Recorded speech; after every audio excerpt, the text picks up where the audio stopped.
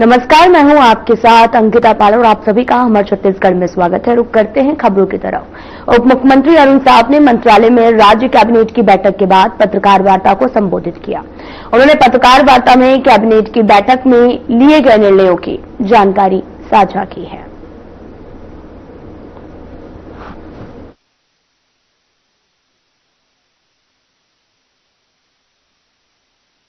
मंत्री परिषद द्वारा एक और महत्वपूर्ण निर्णय लेते हुए राज्य प्रवर्तित दीनदयाल आवास योजना, अटल आवास योजना, अटल बिहार योजना एवं नवा रायपुर मुख्यमंत्री आवास योजना हेतु पूर्व में जारी नियम एवं शर्तों में पात्रता हेतु निम्नलिखित अतिरिक्त प्रावधानों का समावेश कर विक्रय की अनुमति प्रदान की गई।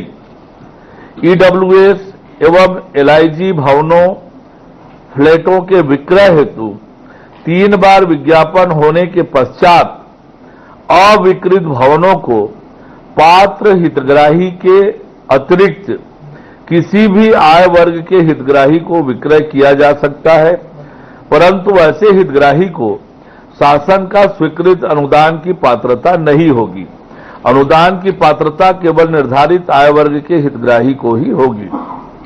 ईडब्ल्यूएस, एलआईजी भवनों, फ्लैटों के विक्रय हेतु 3 बार विज्ञापन होने के पश्चात अविकृत भवनों को एकल व्यक्ति, शासकीय, अर्धशासकीय अथवा निजी संस्थाओं के द्वारा एक से अधिक संपत्ति क्रय करने का प्रस्ताव दिया जाता है तो एकल व्यक्ति, शासकीय, अर्धशासकीय अथवा निजी संस्था के नाम पर एक से अधिक भवनों की मांग अनुसार विक्रय किया जा सकेगा, परंतु इन्हें शासन द्वारा स्वीकृत अनुदान की पात्रता नहीं होगी। इस निर्णय का व्यापक प्रचार प्रसार सुनिश्चित किया जाएगा ताकि अधिक से अधिक हितग्राही इसका लाभ ले सकें।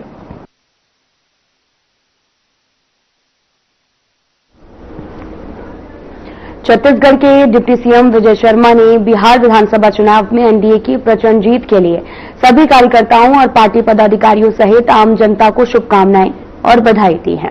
साथ ही शर्मा ने कहा कि बिहार की जनता ने उचित समय में उचित निर्णय लिया है। बिहार की जनता ने एक बार फिर से विकास का साथ दिया है और सुशासन के साथ खड़े होने का फैसला लिया। बिहार की सारी जनता को जिन्होंने उचित समय में उचित निर्णय किया है, जिन्होंने उस राज को हटाने की संभावना थी ही, आकलन था ही।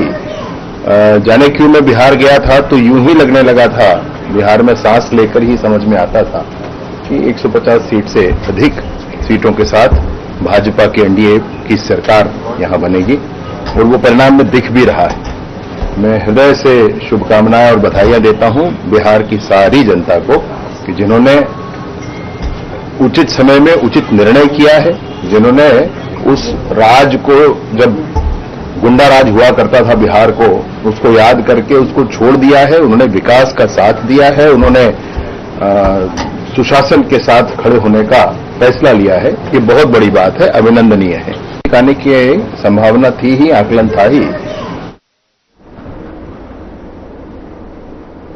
बीजेपी की आत्मनिर्भर भारत संकल्पना को लेकर दुर्ग शहर विधानसभा क्षेत्र में कार्यकर्ता सम्मेलन का आयोजन जलाराम वाटिका में किया गया।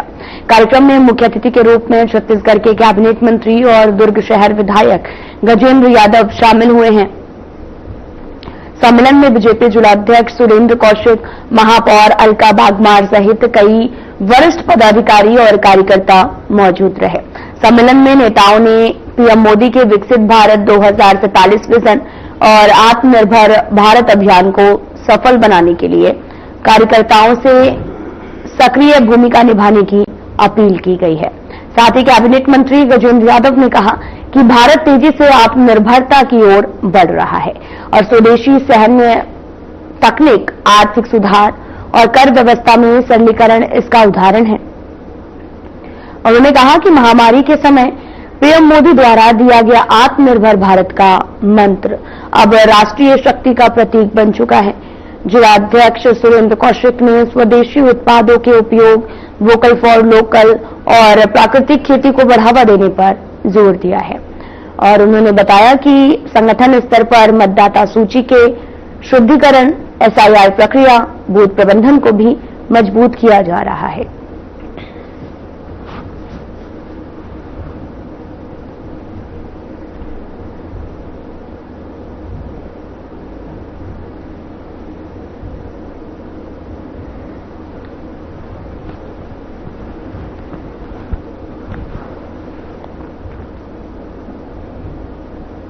हमारे यहाँ लगातार कार्यक्रम चल रहे हैं। कार्यक्रम में लोगों को स्वदेशी के लिए प्रेरित करना है, लोकल फॉर वोकल को बढ़ावा देना है। हम जब भारत को विश्व गुरु बनाने के लिए, विश्व की सबसे बड़ी अर्थव्यवस्था हम बनाना चाहते हैं, उसके लिए हमको आत्मनिर्भर होना जरूरी है। स्वदेशी उत्पादों का निश्चय होना जरूरी है। उसके लिए आज ये कार्य रहती है।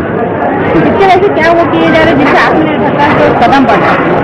भाई स्वाभाविक है, दूसरे के ऊपर निर्भर होने के बाद जब आत्मनिर्भर भारत जब चला, लोकल फॉर वोकल चला, आप देख रहे हैं उसका एक लाभ हमको मोबाइल में ही देखने को मिल रहा है कि भारत के वैज्ञानिक बड़ी संख्या में, इतनी बड़ी नामी कंपनी है उसके CEO बन गए हैं। और ये जितने भी गुण हैं जो भारत में यहाँ के श्रेष्ठ हैं, बाकी दूसरी जगह से यहाँ के इंजीनियर, यहाँ के अधिकारी, तो माननीय मोदी जी की प्राथमिकता है कि उसका उपयोग भारत में निर्माण हो। और आप देख रहे हैं कि एप्पल जैसी कंपनी भारत के युवाओं के प्रतिभाओं को देखते हुए अपना निर्माण कारखाना वो भारत में लगाने। छत्तीसगढ़ में इसमें बात करें तो उसके लिए क्या कोशिश की जा रही है? दुर्ग में अभी हम लोग चूंकि एक तो IIT का अपन IT पार्क ला रहे हैं, दूसरा अभी ग्रामोद्योग विभाग से चंदपुरी और एक चंदपुरी में लिए हैं, एक रमधा में और एक पाटन में, 3 स्थानों पे हम ग्रामोद्योग लगाने वाले हैं। जिला भारतीय जनता पार्टी के तत्वाधान में आज विधानसभा स्तरीय आत्मनिर्भर भारत और संकल्प अभियान का मंत्री जी के बिहार दौरों के कारण यह कार्यक्रम नहीं हो पाया था, जो आज यहाँ पर ये कार्यक्रम हुआ। कार्यक्रम का उद्देश्य क्या है? उद्देश्य है भारत को आत्मनिर्भर बनाना, हर ग्राहक को और हर यहाँ के भारतवर्ष के हर नागरिक को आत्मनिर्भर बनना चाहिए, ताकि हमारी चीज जो यहाँ से जो बनती है वो यहीं पर विक्रय हो, बाहर से आयात करने की जरूरत ना पड़े। इसलिए आत्मनिर्भर बने भारत। एक नारा और चला है, हर घर स्वदेशी, हर घर स्वदेशी। बिल्कुल सही निकला है भाई, जब घर घर जाएगा तो हर घर में उपयोग होगा। इसी का नारा है कि हर घर स्वदेशी, हर घर स्वदेशी।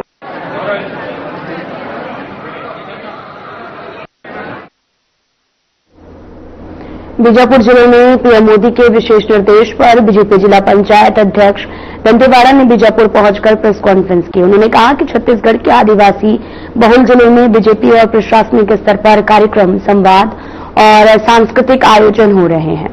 प्रधानमंत्री मोदी ने बिरसा मुंडा जयंती पर जनजातीय गौरव दिवस की शुरुआत की है और साथ ही भगवान बिरसा मुंडा की 150वीं जयंती को विशेष मनाने के निर्देश भी दिए हैं, जिससे जनजातीय समुदाय का गौरव, उनकी ऐतिहासिक भूमिका को रेखांकित किया जाए।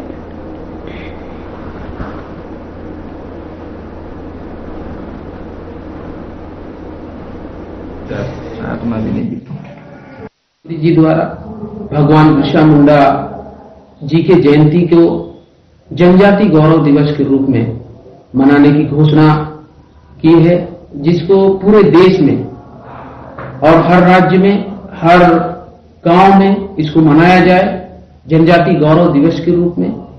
इस उद्देश्य से आज मैं बीजापुर जिला में आप सभी के बीच में प्रेस के माध्यम समक्ष आया हुआ हूं।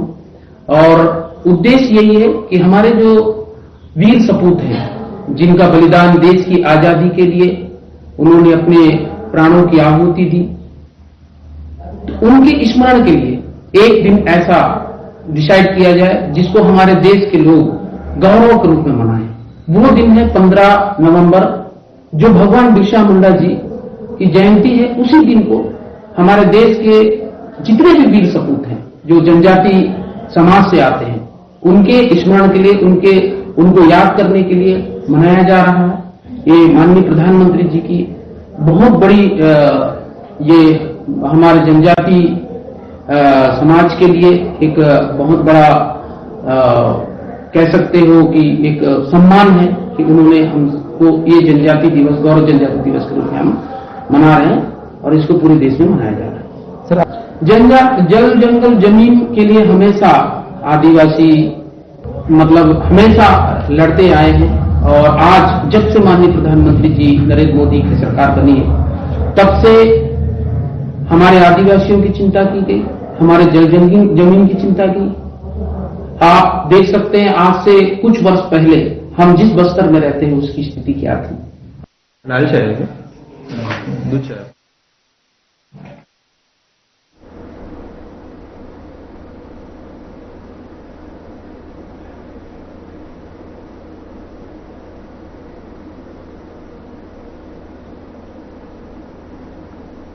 खबर कांकेर जिले के पखांजूर से है, जहां पर पीवी 72 चंदनपुर निवासी विवेक बढ़ाई सेमर के पेड़ों को काटकर जंगल को बर्बाद कर रहा है।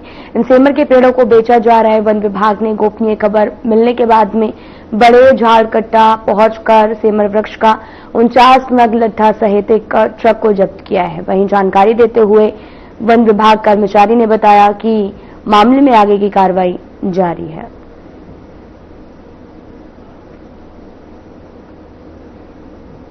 दड़ो दड़ो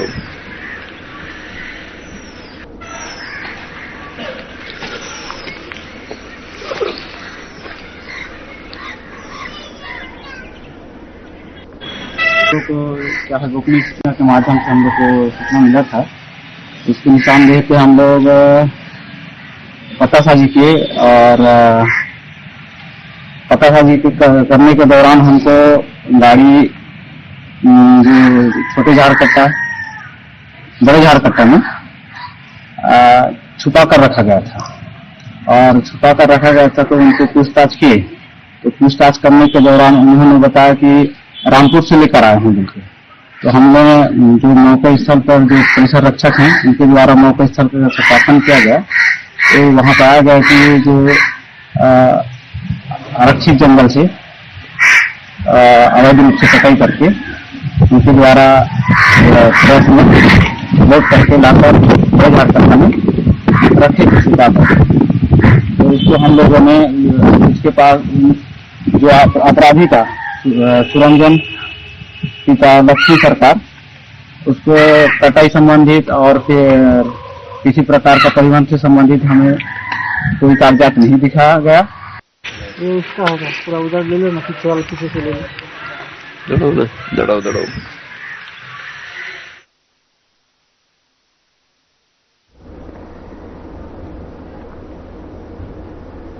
राजनांदगांव जिले में इस बार भगवान बिरसा मुंडा की जयंती कुछ खास अंदाज में मनाई जाएगी, जहां जनजातीय गौरव दिवस के रूप में आयोजित होने वाले इस पर्व को लेकर प्रशासन से समाज तक सब उत्साह में है, जिसके चलते जगह जगह कार्यक्रम की तैयारियां पूरी हो चुकी हैं और पूरा शहर जय बिरसा के नारों से गूंजने को तैयार है।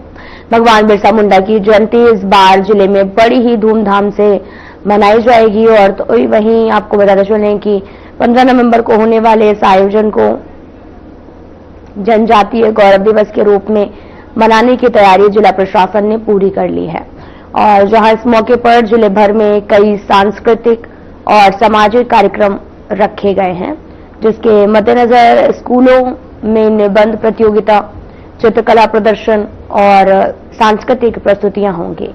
वहीं जिला कार्यालय में कलेक्टर की ओर से बिरसा मुंडा के विचारों पर प्रकाश डाला जाएगा और समाज सेवा में योगदान देने वाले लोगों को सम्मानित किया जाएगा।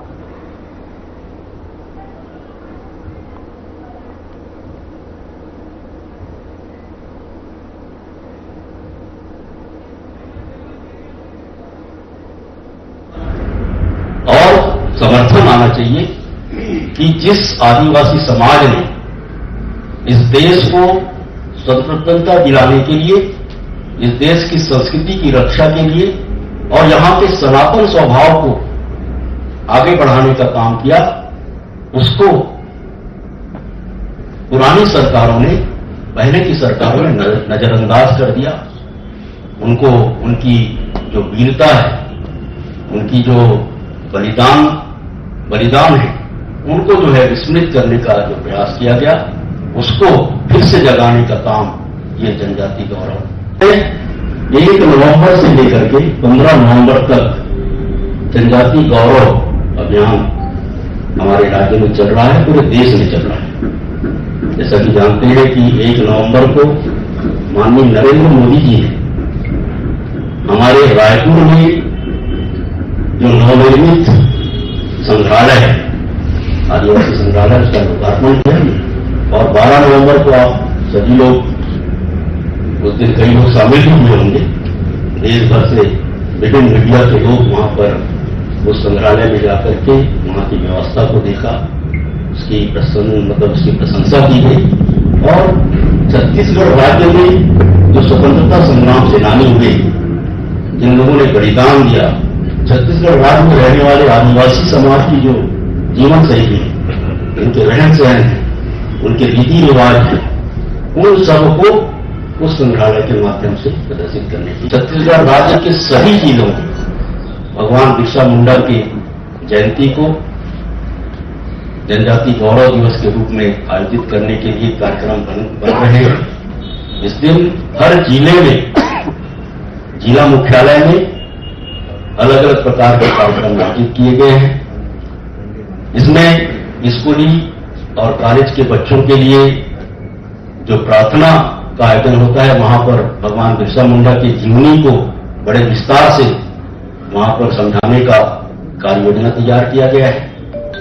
इसी दिन अनेकों ऐसे योजना है जिसमें लाभार्थी योजना जो हमारा इस समय चल रहा है, उसके तहत आयुष्मान कार्ड बनाने का, आधार कार्ड बनाने का, जनधन खाता खुलवाने का, जाति प्रमाण पत्र बनाने का, निवास प्रमाण पत्र बनाने का और प्रधानमंत्री आवास अगर पूर्ण हो गया है तो उनको चाबी देने का, ऐसे बहुत सारे आयोजन शिविरों के माध्यम से उस दिन आयोजित किए जाएंगे। प्रणाम करते हुए मैं आदरणीय नीलकंठ टेकाम साहब से अनुरोध करूंगा कि वो आप सब कोई को पत्रकार वार्ता में संबोधित करें।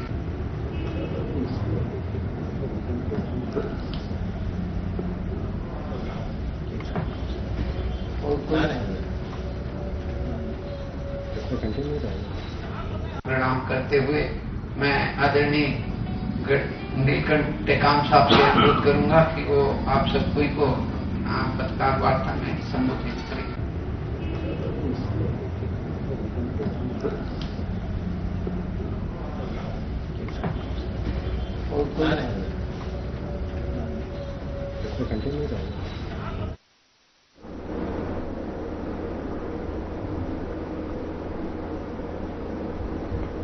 फिलहाल यहां रुकते हैं एक छोटे से ब्रेक के लिए।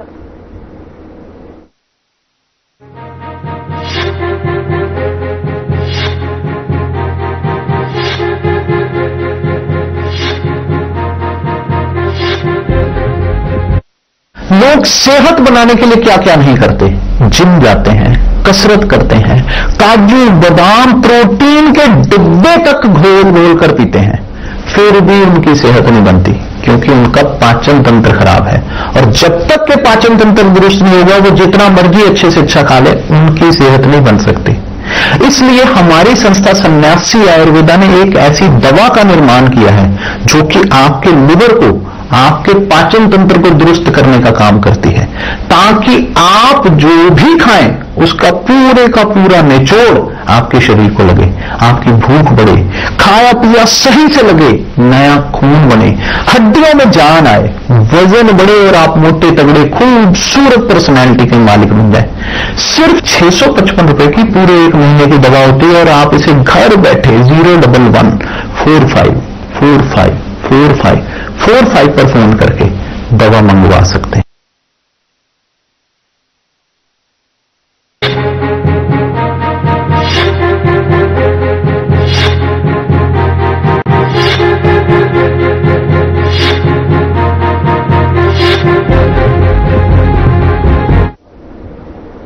उसके बाद स्वागत है, आप सभी का रुख करते हैं खबरों की तरफ। खबर राजनांदगांव से है, जहां बीते जुलाई माह में नगर निगम द्वारा फ्लाईओवर के नीचे से अतिक्रमण हटाने का अभियान चलाया गया। इस अभियान में दर्जनों लोगों के ठेले गुमचे हटाए गए हैं, जिसके बाद यहां पर रखे चाय के ठेले को बीजेपी से जुड़े नेता और निगम के एक कर्मचारी के मिलीभगत से बेच दिया गया। मामला कोतवाली थाने पहुंचने के बाद में 15,000 रुपए में ठेला बेचने का खुलासा हुआ है और थाने में शिकायत मिलने के बाद में पुलिस के द्वारा ठेला खरीदने वाले व्यक्ति से पूछा गया तो उसने बताया कि उसके उक्त ठेला स्थानीय बीजेपी नेता को 15,000 रुपए में देकर घर लेकर आया है। वहीं पुलिस ने बीजेपी नेता को बुलाया तो उसने भी मैं काम चला रहा हूँ, मैंने थोड़ा थोड़ा पैसा करके ठेला बनवाया था। जुलाई में अतिक्रमण के उसमें मेरा ठेले को नगर निगम ने जब्ती कर लिया। जब्ती करने के बाद तो मैं बोला कि मेरे पास अभी जगह नहीं है, निगम में रहने देता हूँ, बाद में फाइन पटा के लेके आऊंगा। मैं रोज ठेला को देखने जाता था, रोज ठेला देखता था। दिवाली में मैंने ठेले की पूजा वूजा की, उसके बाद मैं मातर मनाने गांव चले गया। गांव से जब आया तो देखा ठेला वहां पे था नहीं, तो मैंने ठेले की शिकायत फिर भी बताया ऐसा ऐसा बात है, भैया मेरा ठेला यहाँ से चोरी हो गया है। चोरी होने के बाद मैंने निगम वालों को बोला, उसके बाद फिर हम लोग कोतवाली जाके रिपोर्ट करवाए और जो भी इसमें लिप्त है उनके ऊपर सख्त से सख्त कार्रवाई होना चाहिए। कहाँ दिखे थे आप? मैं ठेले को कन्हारपुरी में देखा था, वो चकना सेंटर चला रहा था। एक लड़का रोहित करके नाम है उसका, वो चकना सेंटर चला रहा था। मेरे को किसी आदमी ने बताया जो मेरे यहाँ दूध देता है रोज, वो कन्हारपुरी में रहता है, वो घर जा रहा था, उसको मैं बताया मेरा ठेला चोरी हो गया है। वो जाके देखा तब पहचान आया कि ये मेरा ठेला है। तो मैंने जाके संडे के दिन जाके ठेले को देखा तो मेरा ठेला था। तो बेच दिए थे? हाँ, उसको 15,000 में बेच दिए थे ठेले को, और अपने को मालूम नहीं 80,000 तो मेरे को बनाने में लगा हुआ था। ठेले को मैंने थोड़ा थोड़ा करके वो ठेले को मैंने बनवाया था, और जिससे बनवाया था बेचर इंजन वाले ठेला वापस नहीं है? नहीं मिला है। मैं चाहता हूँ कि मेरा ठेला मेरे को वापस मिला जाए, नहीं पता चल पाया है। मेरा नाम रवि कुमार, जिनका अतिक्रमण में फ्लाईओवर के नीचे से ठेला हटाया गया है, तो रवि कुमार जी द्वारा मुझे बताया गया कि मेरा ठेला 4 महीना हो गया नहीं दे रहे हैं, और अब वो ठेला जो है वो कन्हारपुरी में कोई दूसरा वहां पर दुकान का संचालन हो रहा है, जबकि नगर निगम ने जब्ती करके अपने टाका घर में रखा था। तो मेरे द्वारा उन्हें साथ लेकर आवेदन देकर हमने टीआई कोतवाली को निवेदन किया कि इस पर त्वरित कार्रवाई करें। उन्होंने त्वरित कार्रवाई करते हुए ठेले वाले को बुलाया तो पता लगा कि जो उसने बताया सबके सामने समक्ष, वहां मीडिया भी मौजूद थी, और उन्होंने बताया कि इसको हमने फिलहाल बुलेटिन में इतना ही। नमस्कार।